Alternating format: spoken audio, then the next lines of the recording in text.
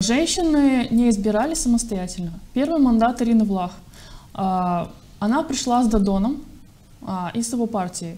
Везде на плакатах был Додон и его партия. Гуцул пришла не одна, она пришла за ее спиной Шор. Везде говорилось, выводился на экраны Шор и говорил: голосуйте, если за Гуцула, голосуйте за меня. Если бы этих всех мужчин, людей и поддержки не было у них, они бы пошли вот сами как женщины и сказали: вот мы женщины, но мы хотим в политику, и мы хотим там продвигать интересы какие-то, у нас есть свои желания. Я не знаю, насколько бы их выбрали. Такого еще не было, чтобы вот женщина пошла сама. И всегда какое-то вот не идут в команде. Всегда рядом мужчины. Сейчас выдвигается та же Влах.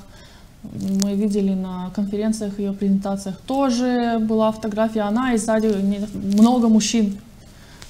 Это продолжается, несмотря на то, что женщины в политику приходят. То есть, если следовать твоей логике, то за ней должны были стоять только женщины или как? Нет, я к тому, что нельзя сказать, что вот если у нас башка на женщина, то значит все, у нас патриархата нет, значит нам не нужно ничего решать. Нет, это, я думаю, не показатель.